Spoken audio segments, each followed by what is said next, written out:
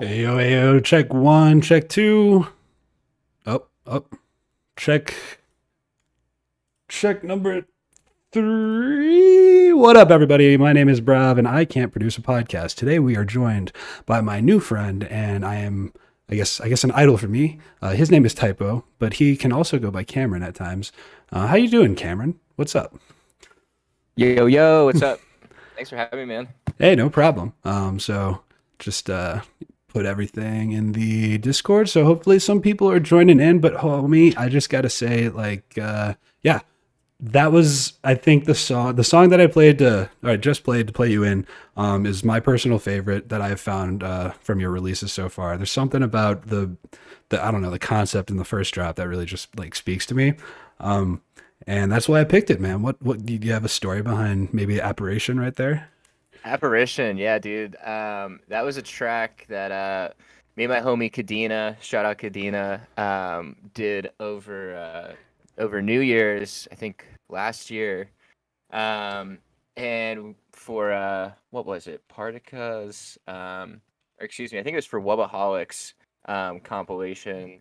My apologies if I'm screwing that up. I'm trying to remember. It's been a minute, but yeah, that was a track that is kind of a funny one. It came together. I think most of the writing for that track came together in like a single day, because we basically got asked to do a track for the comp like a week before the deadline, and So my homie Kadena was in town, like only for like a few of those days. It was right around New Year's, so things were super hectic.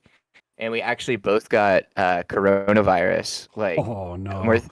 yeah, and I think this is like before coronavirus came out, but like it was New Year's. We were sick as fuck. Like we could not. We like literally could barely move. Like we were like just screaming, crying, like in so much pain. And then like months later, Corona dropped. So we were like, that must have been what we had, because we were like, dude, if we don't get better in the next day or two, like we're going to the hospital, man. Yeah, Corona dropped. I like that. Yeah.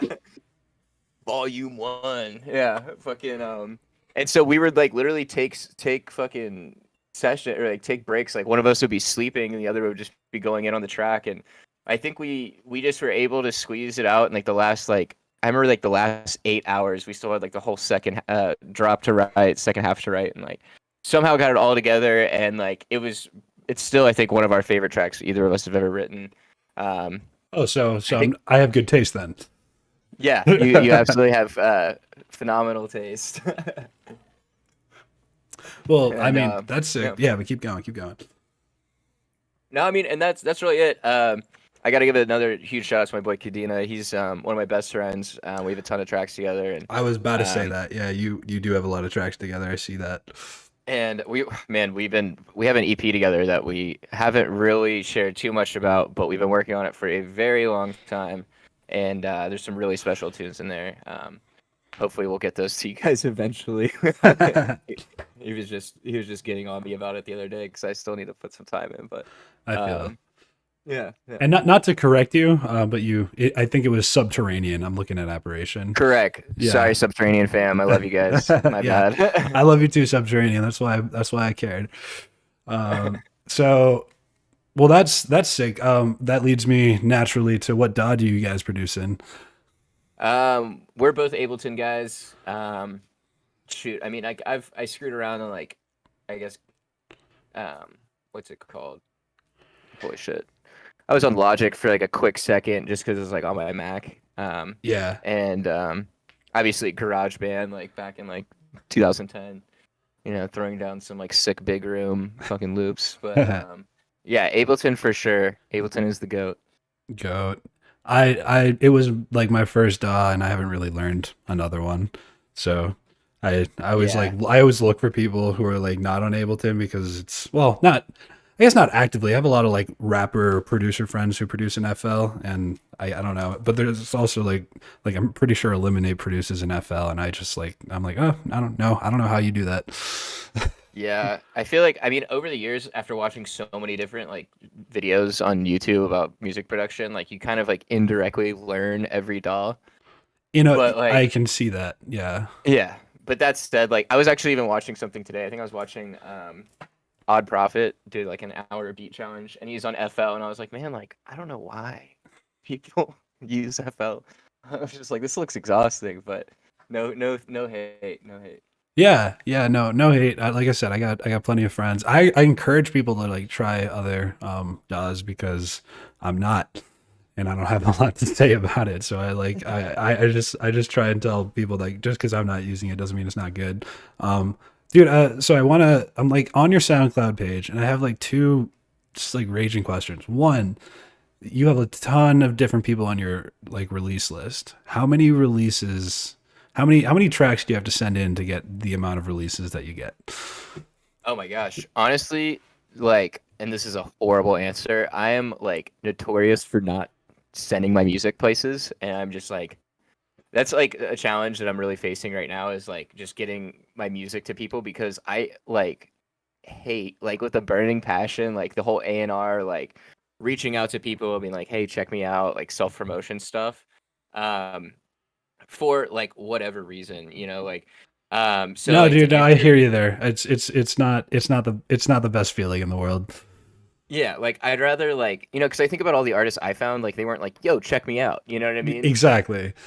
So like it's just, but that is like, the game you have to play. That is like truly like you have to do that. That said, like I was able, like, all my releases are things that I've like obviously sent off to people, or like, um like we're in like I'm in various groups that like we'll be like, hey, we're like putting together a compilation, or like one of my homies will be like, hey, like send some tracks to these, whoever they're looking for stuff. Um, so I mean, to be honest, not many. Like I don't send a lot of my music a lot of places. I am Gotcha. working on that. So like it's not like a practice I'm proud of. Um, Oh, that's well. Let me tell you. I thought like my prediction was that you just because I haven't really sent in my music, so I thought technically we're going through the same problem. I just have no releases. mhm. So I thought maybe you were like, because most of the producers I've talked to recently, they're like, dude, I think I've made like 100 tracks this month, and I'm like, well, I was assuming it was like a quantity over quality type thing, just because, yeah, I haven't sent any of my music into like any of the groups that are on your list yet, but that is Yeah, a goal of mine. definitely. Well, so Nightclub on there is a Is that your label that collective? yeah. Yeah, Sweet. that's me and Kadina's me, Kadena, Elimina. I think that's just it on the admin side. Um, Kadena is our fearless leader. And yeah, man, that's our collective that we started. Let me think, probably about a year or so ago. Also, and yeah, we're stoked on it, man. The roster is insane. We have like shoot, probably like 30, 35 guys, all internationally. Like, got guys literally all across the world that are just insane producers. I'm like so fucking honored to like work with each of them. Like, I feel like I'd never tell them like that group. I'm kind of like more of a I don't know, quality control like overseer, so I don't really communicate with like the whole group that much. And but like literally every single guy on the roster makes like truly just like killer fucking underground beats. And like um our we started the whole concept behind it was making just like really high tech exclusive sounding music. um not what NYT standing for not your type nightclub, kind of like exclusive VIP kind of feels to it. And yeah, we're stoked. I think we're about to announce a compilation we have coming up for like around Halloween time called Night Terrors. Um, so yeah, keep your eyes peeled for that. Well, I just threw Nightclub a follow. I'm excited for that. So when you, but I'm loaded with questions now because what did you mean by roster? So are you guys like going to be just are you like a collective where you collaborate and drop tracks and EPs all together? Yeah, so Nightclub, I mean, it is essentially a label, but I'd say it's more so a collective and support group before that. Um, where like we'll sign tracks and distribute tracks via compilations or single releases or however. Um, but sorry, I lost my kind of train of thought. But yeah, so we have like guys that we've essentially reached out to that we really really like, and we're just like, hey, do you guys want to like be a part of this? We're all kind of like supporting each other. We want to support you. You know, just kind of like gang shit. And Yeah. like a lot of these dudes are just guys that we've been listening to. We've been playing their tracks out, and it's just kind of a cool way for all of us to kind of get together and like be on top of each other's releases and support each other from music production to like personal shit to you name it, man. And yeah, it's a great group of dudes, man. Very happy to be a part of them, and just super proud of all of them. Wow. No, that's great to hear. I'm excited to hear anything that you guys put out.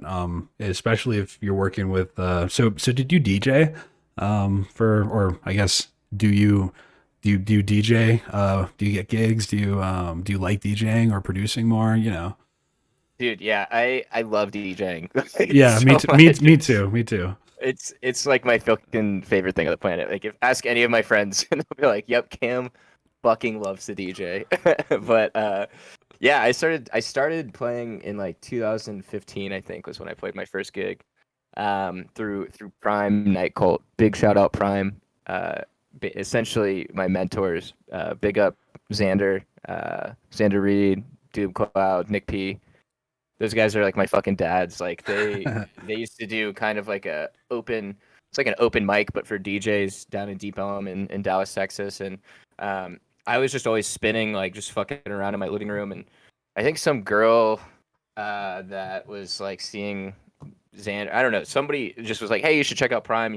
Go show your face, tell him you want to play. And ended up playing there like a week later, and then like after my first gig, got direct support for Autograph like a few weeks later. And I used to play like totally different shit. Like Nice, I used to play like nice. future bass and like all over the place. But yeah, played my first show and then like got booked again like the week later, and then like the week later, and it just kind of took off from there. And started getting closer with the with like my home. I met Nick P through that whole group, and those guys really like honed my like my taste. And I went from like more kind of future bassy like kind of stuff to I went into like bass house for a while. I had some releases. Like my very first label releases were with Punk's Music in the UK with my homies The Corporation, who have split since then. But yeah, our first track was there, which is pretty crazy. Our first release is like in like a UK based label, which was like mind blowing for us.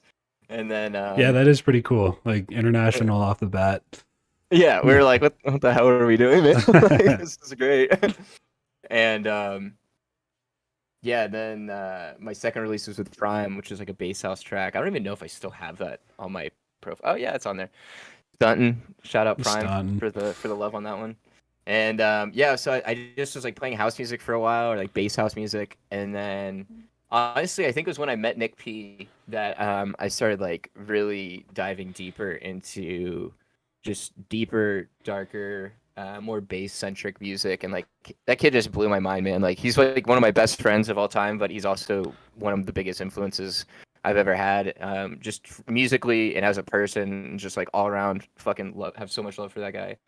And yeah, I just like almost started just like always looking over his shoulder, always checking out what he was working on, like what tracks he was playing. Like his label work with Veil like was always super inspiring. And then that's kind of like where I've kind of took my projects into like a more technical, darker, experimental kind of direction. Yeah, experimental is definitely the right word when it comes to bass music and trap. Then at least what I think we both like to dabble in. Agreed. Yeah. That's a really interesting come up. Yeah, that's cool. I don't know too many people that like came up from, I guess, like house. I was like always into trap and dubstep, and I feel like that just kind of evolved into experimental bass music. Like I listened to Skrillex when he came out, and I didn't tell anyone because I was embarrassed. But I was I was like always I was listening to like weird shit. I was also like really into metal, and I don't know. I like experimental music and in like in any genre really. Yeah. Well, I mean, also in the beginning, like the clubs that we were playing, like were very like, it was just a little off the vibe to like come out and just play like ripping dubstep, which was like what I really liked playing at the time. Oh, so true, that kind of true, yeah. then it kind of turned into house, and yeah, sorry, like, I'm notorious for losing my train of thought. So, dude, all good. I love DJing too, and I've played more. My first experience was actually pretty similar to yours, except the type of club was very different. It was like more of a bar because I went to college in Madison, Wisconsin, and so you're in Dallas, right? Yeah, I'm currently in Oklahoma. I'm out here for like another year or so, just kind of taking a break from the city. But we will be back probably in about 10 months or so. I'll be back in the city. That's pretty cool. Nice. Good for you. I think that's honestly a really good thing to do nowadays sometimes. Oh, man, I never thought I would get out, dude. I felt the same. I just moved to Colorado, so I'm no longer in Madison. And I moved to Fort Collins, which I'm like kind of in the suburbs right now. It's just not the city, even though Madison's like a really small city. I was done with it. So I moved out, and yeah, I'm out of the city just in general right now. Fort Collins is like a small little college town, like an hour and a half north of Denver. So the music, I mean, Minnesota played here like a month ago. So there's like some music scene. There's something, but I've never lived I haven't lived in the suburbs since I was like 10. Yeah, man. And Damn, yeah, we're actually kind of thinking. My girlfriend's not very keen on it, but like I'm really trying to talk her into moving out to Colorado. Um, Kind of for the same reason. Like I really like nature and like doing outdoorsy stuff, and um, the music scene there is pretty sweet. I moved to Colorado because I thought Denver, and I think Denver is like the base capital, and I was like, I'm gonna go there. Right, right, yeah. I'm in the same boat, and like I'd kind of like a little switch up from Dallas. Dallas, not to just completely speak on behalf of Dallas, but the bass scene and like the more experimental scene, like is just it's really kind of in like a tough spot right now. Like we like Nightclub, through an event where we brought out our homie Sokka. Shout out Sokka, Shout out Sokka. I really he's a like fucking Sokka. beast. Yeah, yeah, doing big things right now. And yeah, we brought out him, brought out the homie Onyx Garden, and myself, and then I think we had, trying to think who else played, but it just wasn't very well received, and like I think like just like it was too like cutthroat, hardcore, like underground shit, where like people were just like not really ready for it yet, Yeah. and like meanwhile more like commercial music will do like super super well here, and yeah, so like it's just kind of in like a weird limbo. I think with COVID, like it put like the whole underground scene at like just back another Oh, I think your year. cable went out. Yeah, year.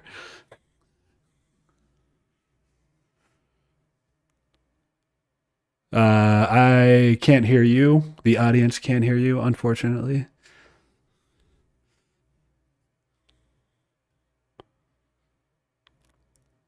We will get him back. I'm sure of it.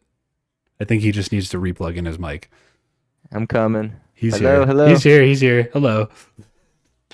I can see it. The audience can hear you now.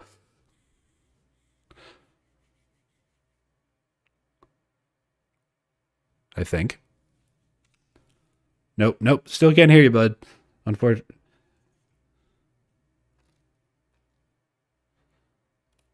All right. I guess this is the probably perfect time to practice my rap. Yo, can you hear me? Yeah, Are we now good? now I can hear you. Okay. Okay, my Okay. bad, my Or bad. no, yeah, no, we're good now. Okay, but But you were saying COVID maybe like kind of threw the scene back a year while all the producers were like in their basement working on shit. straight up, yeah, exactly. No, Yeah. like nail on the head. That's like exactly what's going on, and yeah, I mean, we also lost Lizard Lounge, which was like an iconic venue that was kind of like either like you're doing like really small shows like in the underground, you're at Lizard Lounge is like the next tier, or then there's like Bomb Factory and like Southside Ballroom where like all the big shows play. Okay. And so once we lost Lizard Lounge, like we kind of lost like our idea, like the venue where you're able to have and introduce like up and coming talent. Um, Whereas like at Southside, like the artists will usually have somebody on tour with them that would play the opening slot. Versus like smaller, or like the medium tiered shows where like the homies can hop on and are able to get exposure and like play better slots. And we just don't have that anymore. So Damn. I yeah, know what you mean. yeah, yeah. It's kind of a bummer, but then again, like for me personally, I'm out here in Oklahoma now, so like I'm just trying to like hone my skills. I've really kind of like taken a break from like social media and like everything and like the whole scene, really just to double down on like my production and like my art and creating like a really cohesive concept behind my future releases and etc. Dude, very cool. So two questions. Do you do visual art too? Or just music? I don't do it myself. I Okay. wish, man, I really wish like um that was like another thing that like I like saw Nick doing. He was like creating his own visual stuff and like creating like that cohesion behind the brand, and I was just like, damn, like I really want to do that, but like I don't know if I have like another 4 years to put into like learning a whole other, medium as much as Right, like I right. really, really want to. But all of my visual work I have now is being done by Rylan Bishop. He's a fucking beast and just an awesome person. He does like tons of different stuff. He's doing work for Cadena. He's doing work for Greed. Tons of just like really, really sick like Cinema 4D shit. And then Smudge Visuals is also doing like my scenes, like my loops for like shows and stuff. And Connor's just a fucking wizard, dude. Like I'll have to send you this like little visual clip that he made for me for Ubby Dubby and this festival I played like a couple like whatever it was last year. Hell yeah. And dude, I bumped into him in line when we were getting our credentials, and he's like, "Yo, have you checked out the loop yet?" And I was like, "Oh, I haven't actually." He's like, "Dude, check your email." And I pulled it up, and like literally, it just blew my mind. Like he's just like, it's like he knew exactly what I wanted, and just like made it in like 2 days, and it like literally my mind like felt like it was just popped. Like I had That's so nothing. I was cool. yeah, I was like, dude, Connor is a fucking wizard. Same with Ryland. Check those guys out. Super super talented guys. Who was the second one you said? Ryan's? Ryland Bishop. I Ryland think Bishop. Okay, cool. yeah, I think his socials are at Ryland Ryland Bishop with a 0 in the O for Bishop. Okay. And then Smudge Visuals. I think it's just how it spelled. All right. Cool. Yeah, I like to take notes on these things, just uh, to reference later. But the second question I had for you was, you said you're what? Yeah, I had this at the end of like my question list, but perfect time to bring it up, I think. What's your? I guess I wanted to ask you, what is like your musical goal? Like how would you? What do you? How would you describe your sound, or like ideally, what would you want your sound to convey, and what's your like goal with music?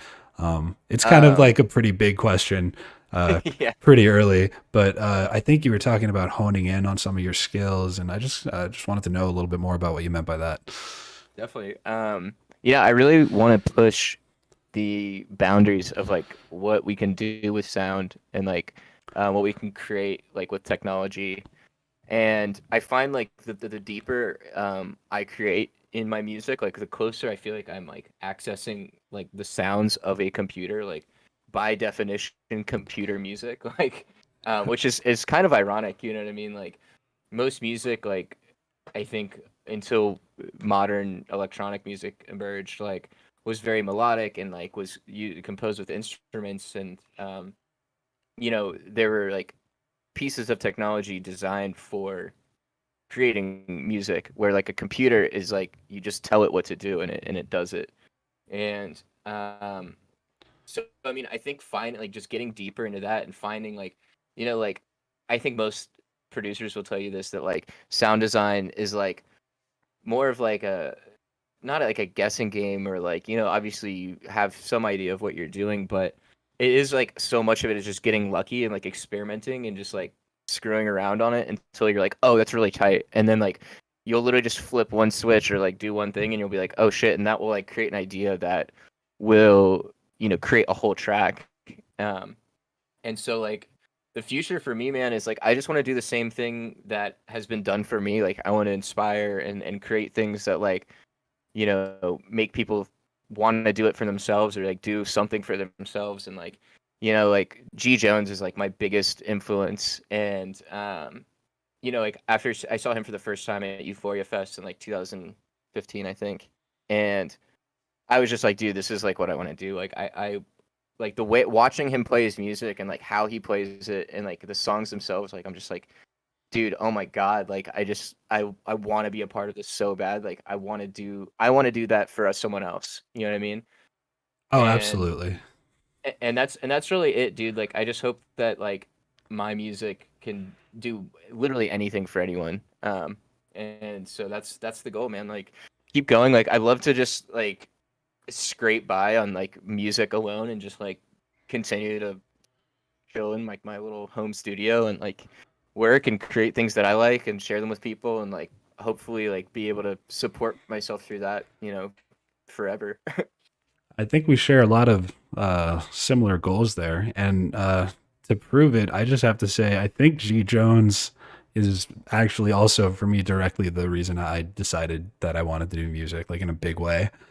Fuck yeah. Um, but it was like him. It was Minnesota back to back G Jones at a Big Dub Festival in 2016, 17.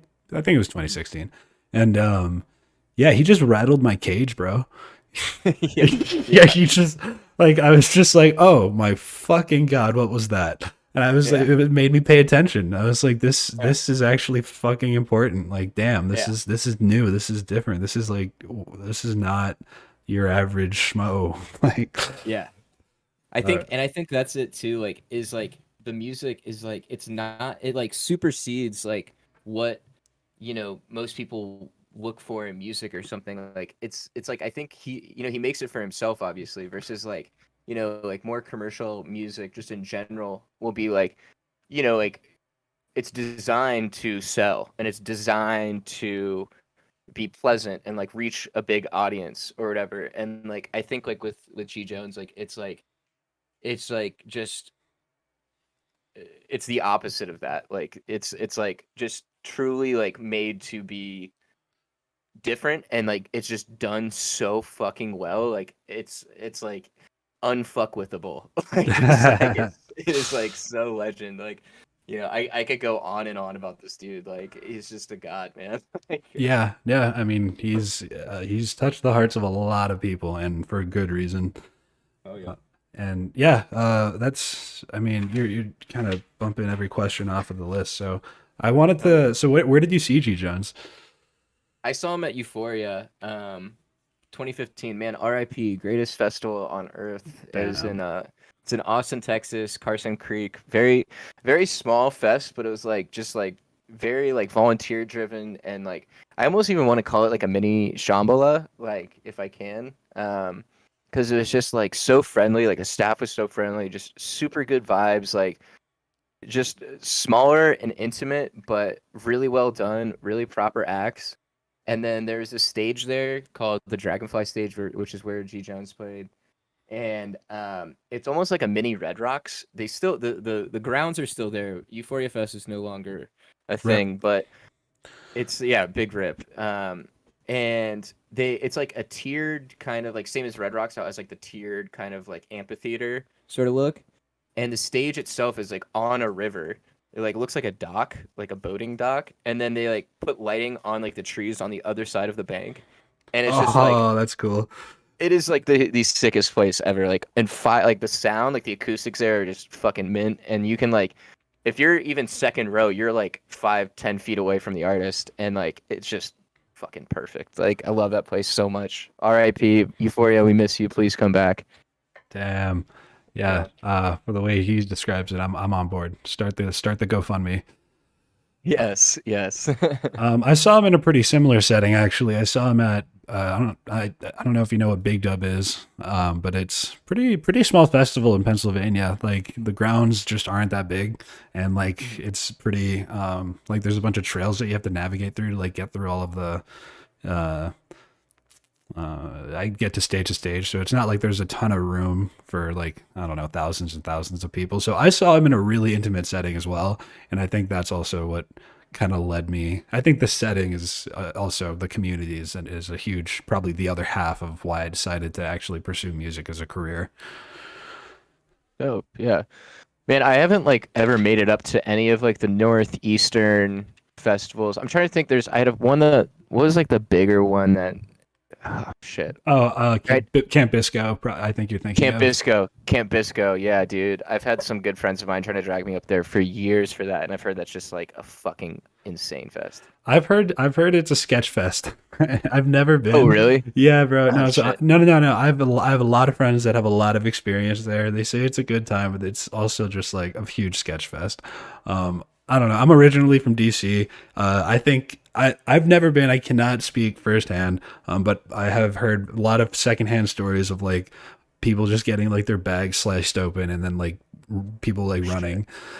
That fucking sucks, man. Yeah, it's so like and Bass Nectar I think used to be like the main headliner, and I'm not really sure how that community's doing anymore. So Yikes. yeah, Yeah, it's a big yikes. yeah, big yikes. Yeah.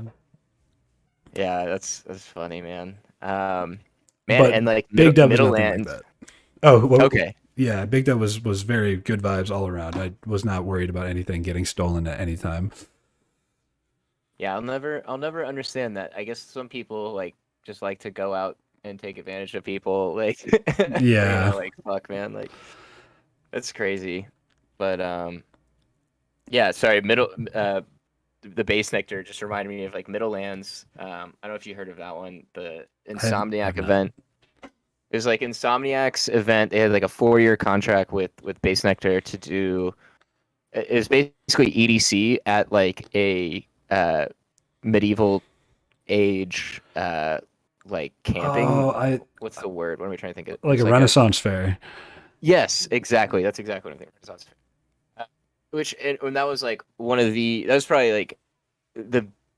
I mean, it was just so over the top. Like Insomniac just takes their fest to such another level. Like where they already had like a fully built Renaissance fair with like little shops and like a main street. Like it was like literally like a little like medieval city.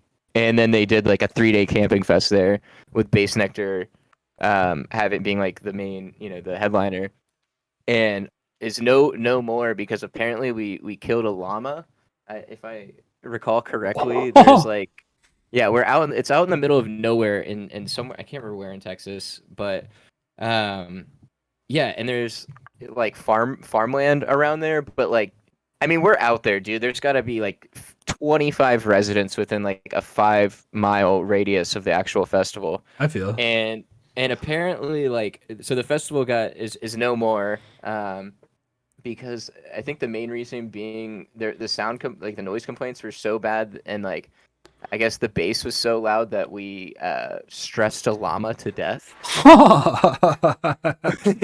Yeah, which is hilarious, but also like we feel bad about it. I think we like there's like a GoFundMe where we gave the family like $2,500 or something. And it's also just kind of hard to believe. I'm like, I don't know if there's anything I know about sound and like psychoacoustics. I don't think we can stress someone to death, but I don't think the llama was like, this music is so terrible, this isn't music, and then you stressed him to death. I think he died on his own. I think they left out his like pre-existing like heart conditions, and like any other information was surely left out of that. What they didn't include is that he died happy because of the fucking music. Fucking A. That's what I'm saying. Damn, man. Well, that's quite the story. Wait, is that no more, you said? Yeah, it's no more, man. Damn. It was a huge success. Like, dude, one of the most properly run and managed like, mega fests that I'd ever been to. And it was really sick because like how many people? Like, oh shit, man, there had to be at least 50,000. Jesus Christ. It was thick. It was thick. Like it was like it was probably like the whole ground's probably half the size of Electric Forest, but interesting. But then again, Electric Forest like is a sprawling, like massive, thing. I went there in 2017. I'm pretty familiar with the ground, so I feel you.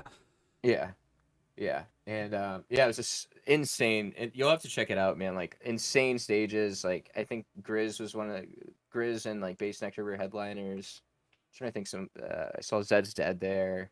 I think who else. But yeah, that was just such a well done camping festival. And then what was really sick is like you could apply to have a sound camp, like an actual like proper sound camp. Nice. So I partnered with Prime then, and we went down there like I was at the festival for like a week, and yeah, which I don't recommend, but yeah, like it was sick because after the festival, like the last set ends at like 2 or whatever, and then you go back to there's like GA camping, and there's like the sound camp area where there's like 10 or so like professional like renegade stages that were just like proper production and shit, and we were like camping at those. So we had that's so cool. Wow. Yeah, it was this shit. Like we would like come back from partying and be like, oh dude, let's crank up the stage. We just have like four CDJs and like fucking subs and tops. No, and, like, that's insane. We had like 200 people in our camping site just like going the fuck off like all night, and like what it was sick. Like all my friends that aren't even like that DJ just because like we DJ but aren't like like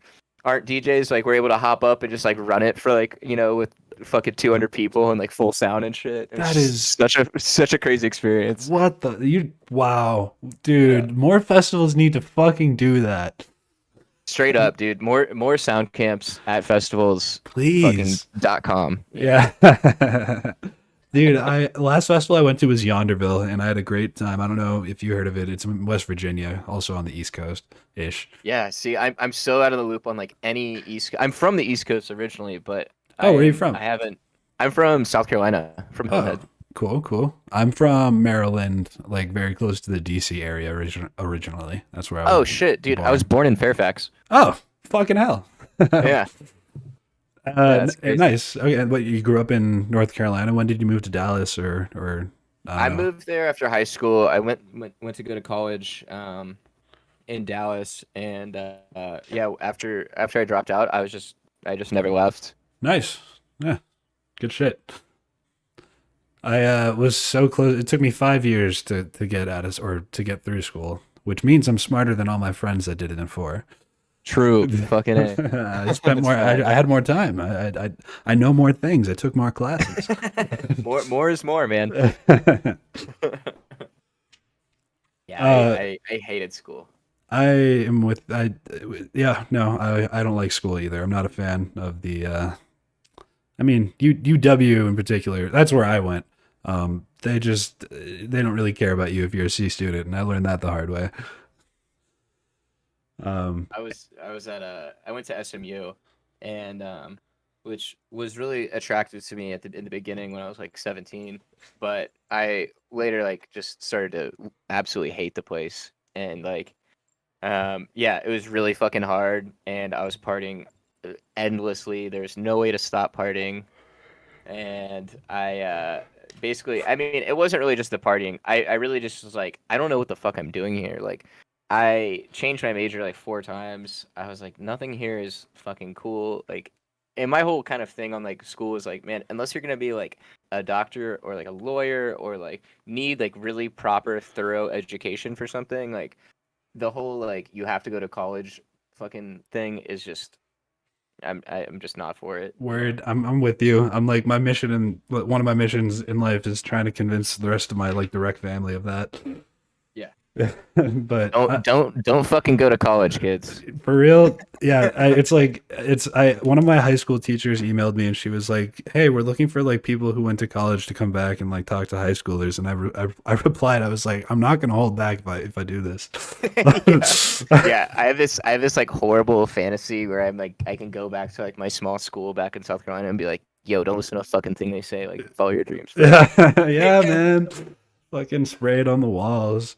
I wish Yeah. someone had done that. Yeah, no, so yeah, I only started my music career, I guess, my sophomore year of college. But that was like, I don't know, dude. I graduated school with a comp sci degree, and I don't fucking want to use it. Comp sci is just not my thing at all. So What is comp sci? oh, sorry, computer science. Jesus, Oh, that's how comp sci. fucking in it they've got me. You've been brainwashed. Yeah, exactly, bro. Like talking, yeah, like a fucking scrub, really. But yeah, so how long were you in school though, before you made the Man. wise decision? I'm not gonna fucking lie. I made it to my junior year, like beginning of my junior year. I was going through like a really bad breakup. I was like not talking to my family at all. I had some pretty bad drug problems and was just like literally at like just failing in all regards. Like I had no idea what the fuck I was doing. Basically got asked to leave by the university for just being horrible at everything, like getting in trouble, fucking having shit grades, like not showing up to anything. And I was pretty much just letting my life just like absolutely fucking go. You know, it was just like really, really fucking up. And after I got asked to leave, my parents were like, "All right, cool, we'll come home." And I was like, "I'm good on that." And they were like, "Well, good luck." Yeah, Like that was pretty much it. And so I started washing dishes at this bar that had live music every night. So I would like just go. I know it sounds kind of cliche, but yeah, I just like literally was like, all right, I need to pay some bills. Like I need to figure some shit out. So I just like was like, fuck it, let's learn it the hard way. So I just like got into food and beverage and like got to jam out like 10 o'clock. The bands would start.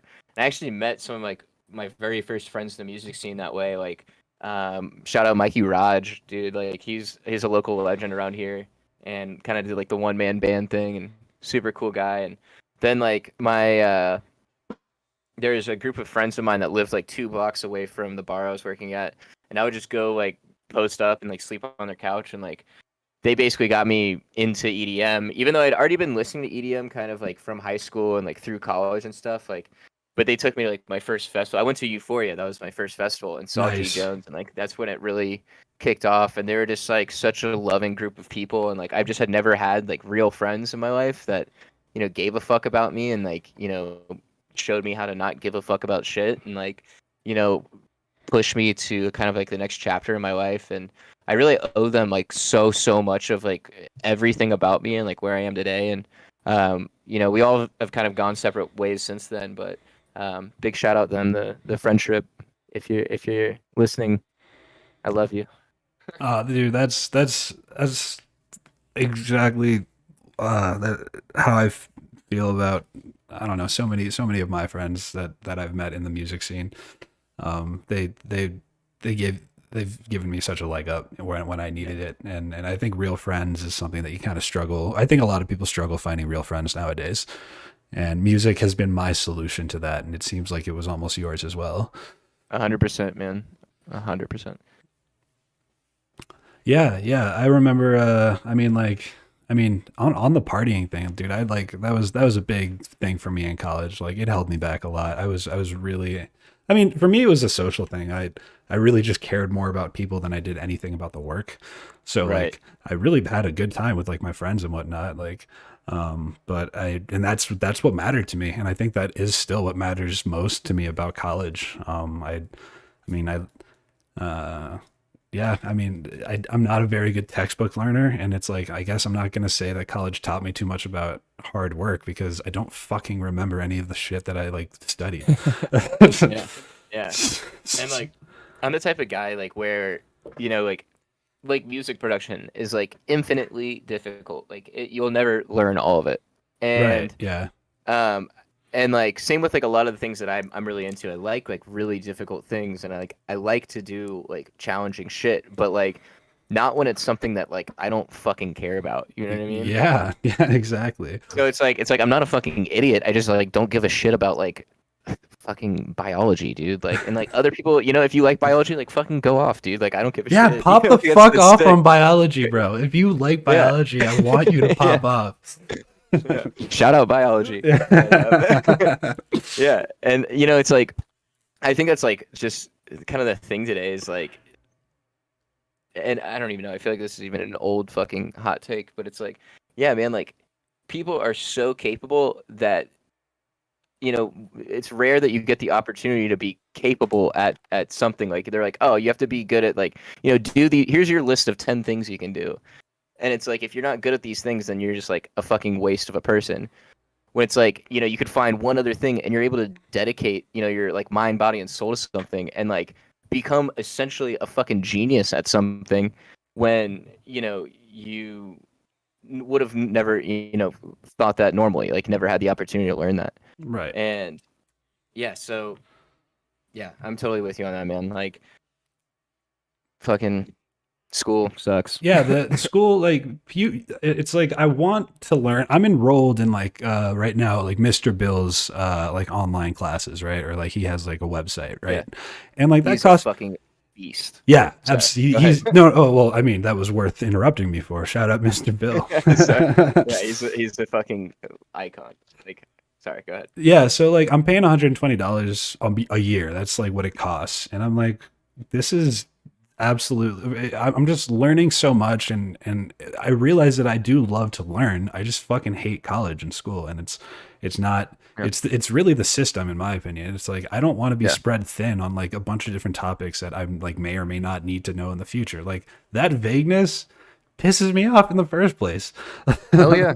Hell yeah. So I think college and the way that high school and college are both laid out right now, at least undergrad.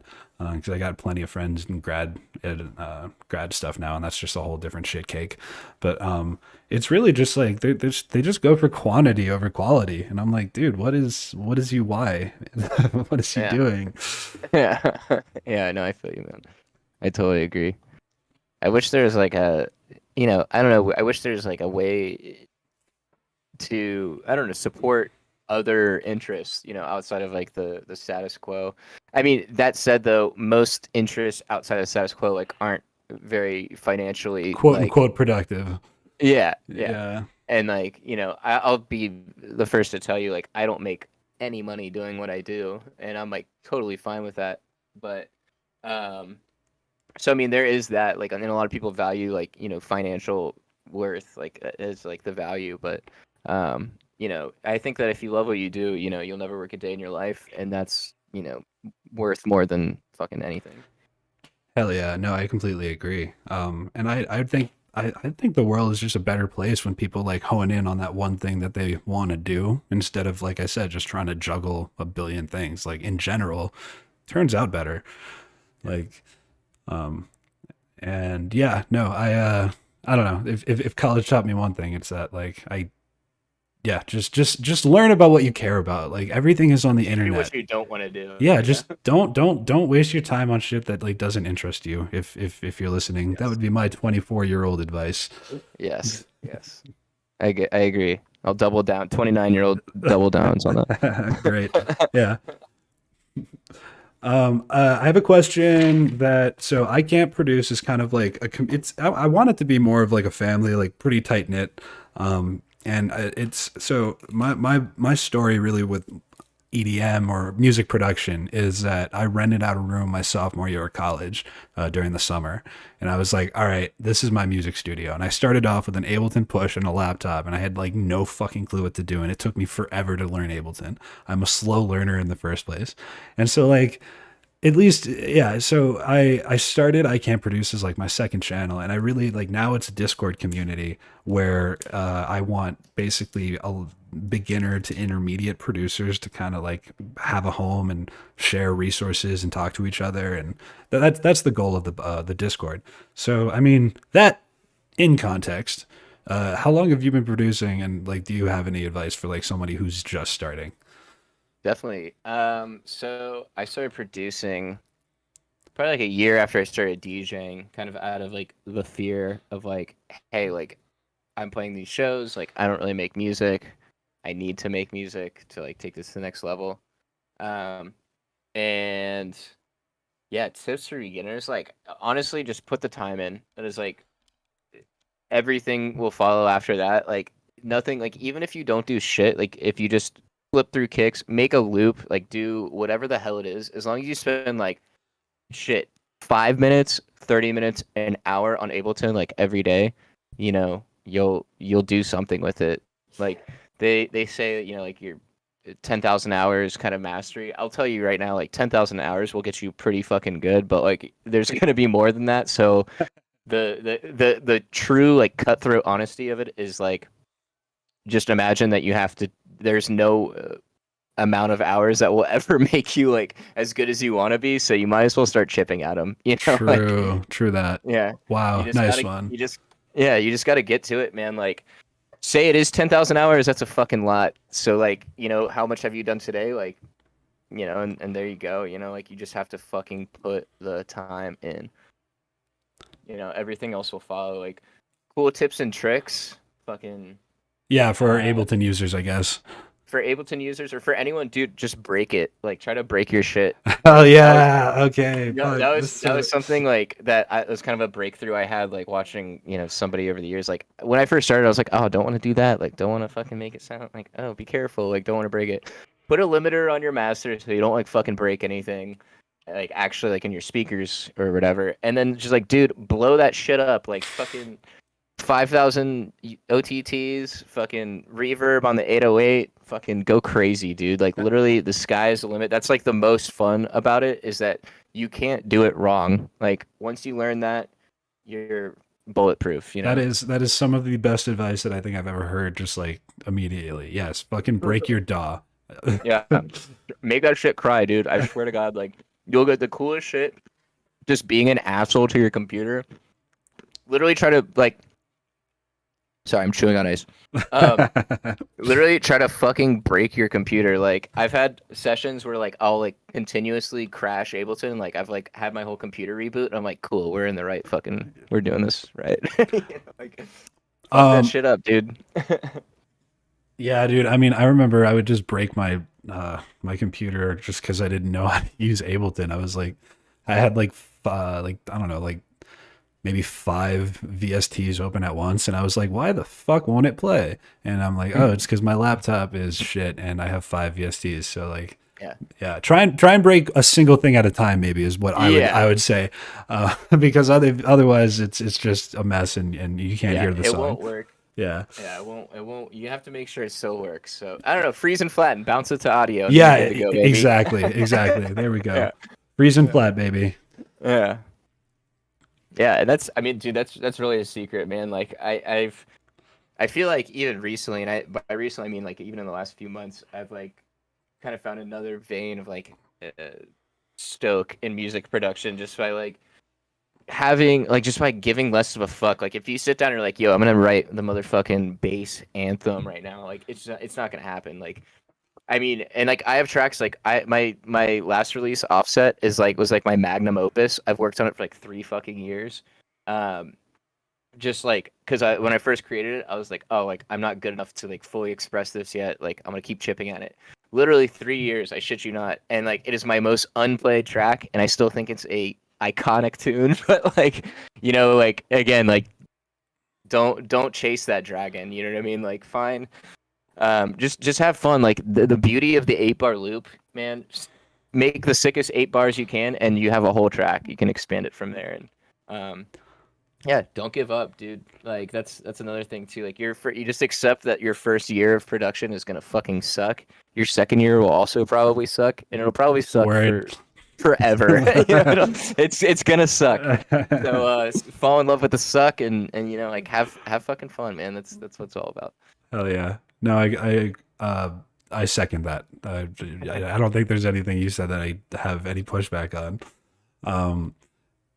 Dude, I did want to ask you. So I was like checking out your profile before the podcast because I wanted to like listen to all your shit, make sure I was caught up.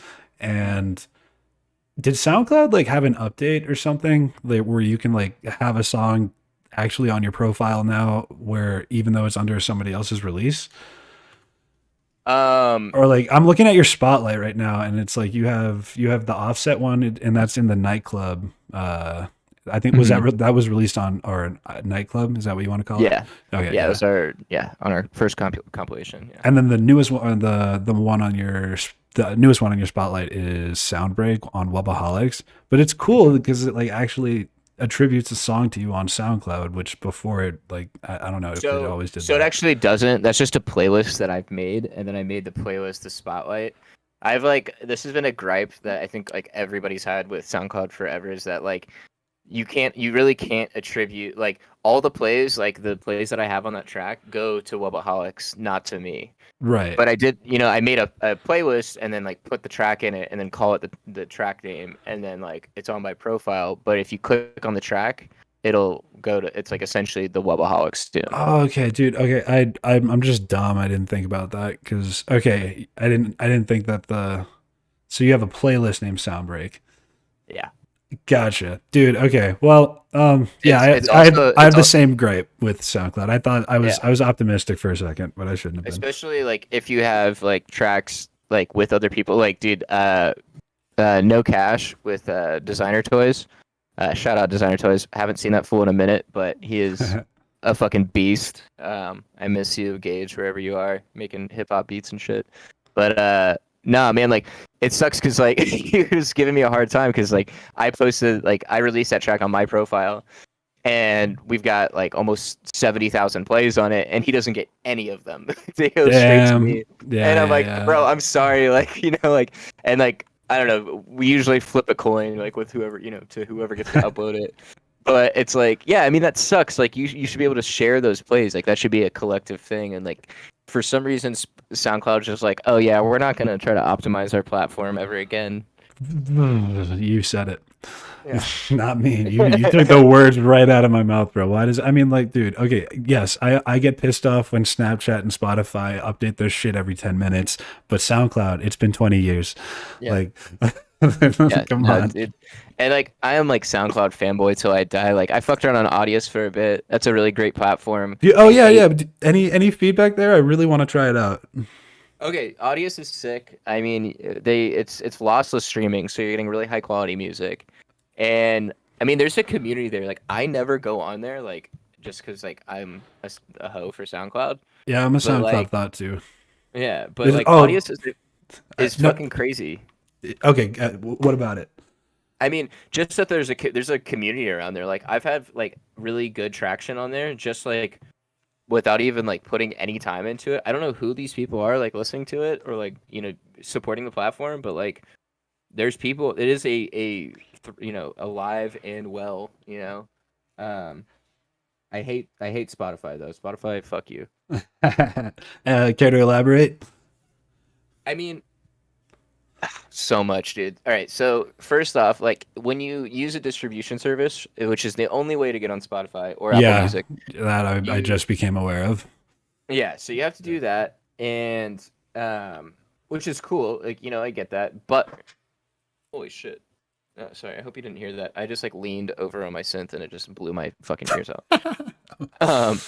And so what was I saying? So Spotify, like when you use distribution, you have to select, your profile, whatever artist, whoever you are, you find your profile and then you select that in distribution so it knows what profile to put it on. And I've had like maybe 4 or 5 tracks from some other typo. There's like 2 or 3 other typos on the planet that just really love to fucking use my profile, and they're making like tropical house. So like I've had friends hit me up and be like, "Yo, like, is this you? Like, this doesn't sound like you, but like I love the track." I'm like, "No, god damn it, that's like fucking like Brazilian typo, and he makes fucking stupid ass tropical house. Like, get that shit off my profile." And it's like a 2-week process at minimum to like remove tracks from your profile. And you have to send an email, and like just the fact that someone can go and like select my shit, or like I could literally go and like select Skrillex's fucking profile and like upload shit to Skrillex's shit. I mean, he probably has like people that protect that for him, but like for smaller artists, like you can just like upload your shit to whoever's profile. So you had a Spotify account with tracks on there that wasn't yours? Yeah, no, I still do. Like, I mean, I've gotten it cleaned up by now, and like I have maybe 5% of my music on there just because it's such a bitch to release, and it costs money to put it on Spotify. Yep. But like, yeah, like I'll just have notifications of people like liking, like, oh, you have like a new follower, and I'll be like, go to check it out, and then it'll be like some random like coffee house beats or something like on my shit, and I'm like, what is this? Like, so I mean, just that alone, that might even be a distribution kind of issue, but I really don't like that. Like the algorithm is not supportive for smaller artists where like, oh, not at all. No. And I came up like in the SoundCloud era in like 2011 and 12 where like people would just make shit, put it up there, and like you would like go on your stream and be like, oh shit, like Luca Lush or like Quicks just drop like a new track and be like, oh cool. It'd be like you're on kind of the edge of like that artist to listener, relationship was like totally a thing. And now it's like, dude, I'll just go on my stream right now and like I don't know any of these people. I don't follow any of these people. Like I don't like any of this music, Oh, on your SoundCloud or Spotify? on my SoundCloud. Oh, really? Spotify too. I mean, Dude, I mean, so I'm more a little bit better. Yeah, Go well, ahead. on my stream, like, dude, I've been like curating my stream for like a minute, bro. Like, I totally agree with you. I think SoundCloud is really the cutting edge of like the scene that you like kind of curate for yourself, and it has a great way of like working. Like it has the timeline of people like reposting shit, so you're like actually in real time. Like Instagram and Facebook and whoever literally just don't do that anymore. They all like algorithmically put shit in front of you. Spotify does the same shit. Spotify doesn't really have a stream. I guess you can like look at your tracks and whatnot. But as far as my SoundCloud stream goes, it is clean, bro, because I've been like curating it, and like I'm ruthless, bro. When somebody posts like fucking repost something that I like really don't like, and I find offensive, I don't care who it is, you're off. I just have to unfollow you. You're gone, and it sucks, bro. Like I've I have a little segment on my channel called SoundCloud Adventures, and you can just see me like on camera, like being like cussing out these artists because I have to unfollow them. Yeah, I mean, It takes yeah, some. I mean, I guess what I'm trying to say is it might take some work, but I really like SoundCloud and yeah. their stream. Like I think you can get a good stream on SoundCloud, and I Yeah, I can't mean, to be say. fair, I'm actually on my stream now, which I've realized I haven't been using. I'm just going off like the little home playlist thing. Oh, true But that. Yeah. I mean, I also like am really bad about like just doing that and like going and like looking for new shit. Like I'll just go off of like what my homies send to like groups, or like I'll have an artist in mind like go through their likes and stuff versus like actually going through my stream. So I mean, there's probably a little user error, but yeah, I mean, SoundCloud is going to be the goat forever. I just really wish you guys could maybe make a few improvements or something. Yeah, dude, small hot take, small hot take. If they figured out live streaming right now, they would be like in it forever, or at least Yeah. like that would buy them another 20 years for them to never update again. Yeah, yeah, do it for yourselves at the very fucking least. Yeah, for real. I really want them to fucking figure out like Yeah. live streaming. I think that's like holding them back tremendously. And also this fucking like you can't like cross post or whatever. Like that's Yeah, and like it's like, dude, that's like already know that's got to be like 5 lines of code. Like fucking just do it. Yeah. Like, put it in. The algorithm. It's they're German as fuck. They just I don't know. I thought because they're German it would be like squeaky clean, bro. But like I have such a love-hate relationship with SoundCloud because I'm such a like it's basically a toxic relationship. I love you, SoundCloud, but you beat me and you abuse me. Well, and also it's like no one get like people used to give a shit about SoundCloud numbers, and now it's like your Spotify numbers. Yeah. And like I mean, fuck, man. Like I like I said, like in the beginning, like I'm just like I hate doing like A&R type stuff. I hate like putting my shit on Spotify, which sounds so stupid. Like, but like realistically here, man, I'm here to make beats and like play beats and like throw sick shows. Like Yeah. I'm really like not into like the whole other side of things, which like is a skill I need to work on. But yeah, like it being like for your bookings, like I know some people that are like, oh, we won't book you unless you have like X number of plays or X number of followers on Spotify, and it's like, man, I've just been spending like the last like fucking 7 years trying to get my SoundCloud dialed, and like I'm like making okay headwind there, and now like I gotta do a whole other thing, and like I don't know, it's a learning process though. I agree. And yeah, I mean it's kind of interesting. I had an idea like an app or an idea for an app that could like solve all of these problems. It was basically like a combination of Instagram, like SoundCloud and Spotify. And then I actually got a degree in computer science and said someone else can do that. Yeah, exactly. So I don't know, man. Like, yeah, we're SoundCloud. Please just stop abusing me. Get your shit together. Anything, please, baby. We miss you. Come back. Yeah, are you there? Yeah. Is anyone home? Yeah, bro. I'm working on getting this podcast on Spotify, but now I have more doubts. I think something if there is one thing about SoundCloud that I love harping on, it's the fact there's no barrier to entry. Anybody can post, and I'm like, we need more. I think Audios might be like that. I'm not sure though. It is, yeah. And that's like something I love too. Like whenever like I finish like a whip or something, like it is so convenient to like literally bounce it, upload it, and then I'm like in my car, in less than 5 minutes, like able to like listen to my tune. And like just that alone, like I use SoundCloud just for that, like just to get it on my phone so I can listen to it in my car more than anything, That's sick. And like send links to people because it's like, I hate when people send Dropbox links or whatever. And SoundCloud does have like a shitty fucking compression thing, but I don't know. I'll sacrifice, the 100 fucking whatever bit rate. Yeah, me too. Just for the ease of use. Yeah. No, I mean, I have too many memories. I mean, when a song slaps, it slaps. I'm not thinking about like how many hertz I'm missing. Facts. Yeah. Big facts. Well, shit, man. That's yeah. You're making me want to. do you not post to Audius often? So you said you like kind of were in it. You're just kind of not in I mean, it. I have more music on there than Spotify for Oh, sure. okay. I don't. I mean, like, dude, and I will be honest. I don't know why I don't use it. I think it's just like practically muscle memory at this point to just use SoundCloud. Okay. But Audius is a sick platform, man. Like, especially like in the beginning, I had a bunch of homies like, and I totally missed the wave on this, but like a bunch of homies made a bunch of money because they were giving out crypto for like S audio coin for early users. I have like friends that made like 30 grand like off of just having like 100 followers on there. And it's easy, it's pretty easy to get traction. Like it is definitely a more, or I should say like less saturated like repost chainy type deal.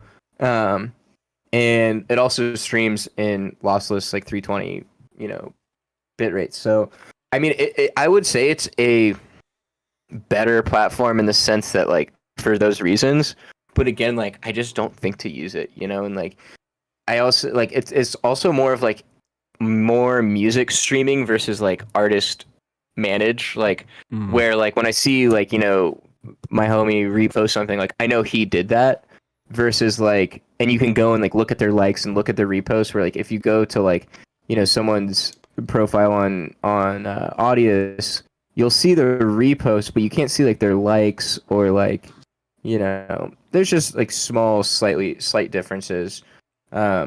But it really is a good platform. Like I don't have anything bad to say about Audius. Dude, I'm kind of a crypto.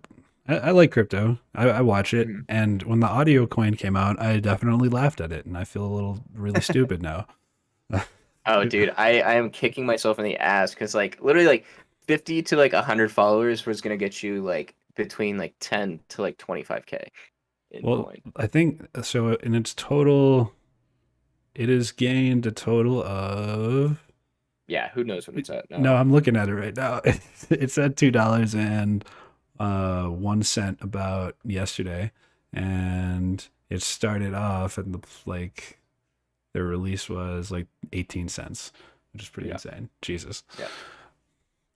Well, that's nice. I thought Yeah. I thought it was like a fucking like catchy name that was meant to entrap me in a fucking scam. So I was like, Yeah. oh ha, I'm not going to audio coin. That's gonna Yeah. get me because I like I music. thought the same thing. I thought the same thing. I was like, dude, fuck that. Like, I'm not getting into like this next like black hole fucking like hype clout loop of fucking like streaming services. Like, I don't give a shit. That shit's never gonna work. And then like years later, like, dude, check your wallet, see if you have audio coin. I just made like $5 grand. Fuck yeah, Yeah. big oof. Yeah. Damn. Well, I'm really interested in it now, but I kind of want to. Yeah. Well, I don't want to keep talking about it just because I have no experience on the platform. Yeah. It's cool. It's cool. It's cool. So, what was like the most recent thing you've been working on? You said are you sitting on an EP? Are you working on an EP? Are you just out here I'm like? sitting / working on an EP. The two of the tracks are in their final stages. One more, I either am gonna replace or really need some work because I just like don't like it at all anymore. But dude, I'm fucking thrilled. Like I've been like really kind of struggling like identity wise for the last couple of years, where like a lot of my tracks have like bits and pieces of things that I really like in them, but nothing where I'm like really like put my fucking hands up like, yo, this is the shit kind of vibe. And like I feel like really fucking stoked and really really strong about these upcoming tunes for just a ton of different reasons. The EP's name is LRV Infinite.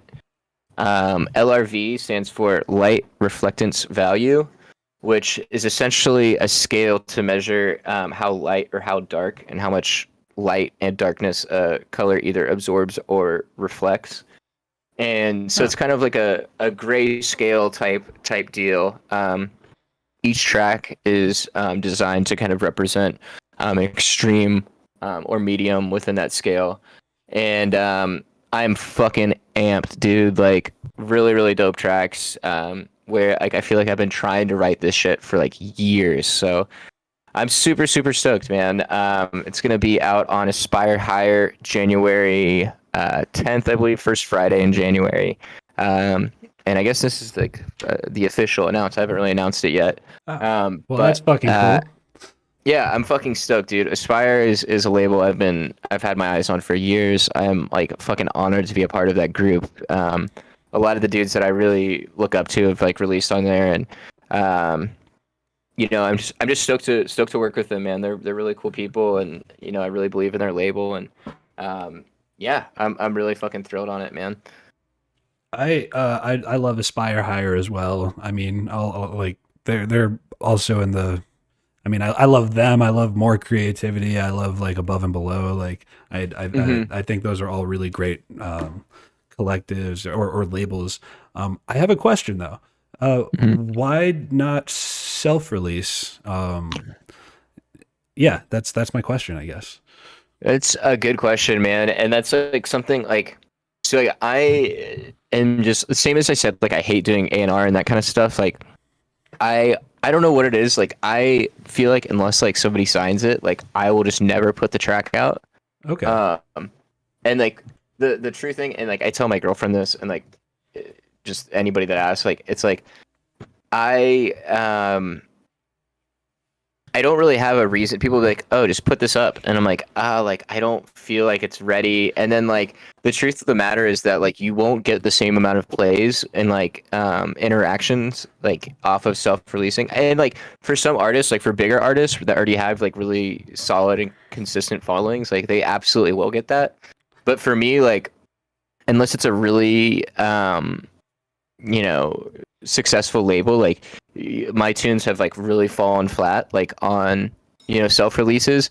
I really want to get to a point where I can just like self-release shit and it'll get the interactions. I'm almost just so fucking over it at this point that I'm just gonna start putting stuff up and being like fucking whatever, because it doesn't, at this point it's just like I'm not going anywhere with it.